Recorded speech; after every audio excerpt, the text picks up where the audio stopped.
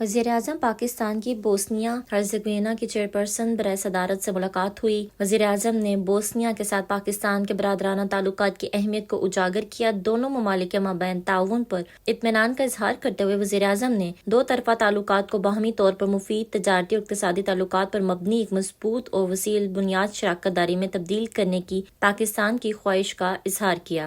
Bosnia کے لیے یورپی یونین کی رکنیت کے لیے نیک خواہشات کا اظہار کرتے ہوئے وزیراعظم نے کہا کہ بوسنیا کی بطور علاقائی روابط کے مرکز کی بے پناہ صلاحیت اور مستقبل میں یورپی یونین کی رکنیت بوسنیا کے راستے پاکستانی اشیاء کے بلقان اور مشرقی یورپی منڈیوں تک رسائی کے مواقع فراہم کرے گی۔ بوسنیا کی چیئرپرسن برائے صدارت نے پاکستان کی جانب سے نیک خواہشات پر وزیراعظم کا شکریہ ادا کرتے ہوئے بوسنیا اور پاکستان کے مابین مختلف شعبوں بالخصوص تجارت اور سرمایہ کاری میں فروغ کی خواہش کا اظہار کیا۔ دونوں رہنماؤں نے پاکستان اور بوسنیا کے درمیان دو طرفہ تعلقات کے مزید فروغ کے لیے مل کر کام کرنے کے روابط کی مضبوطی پر اتفاق کیا۔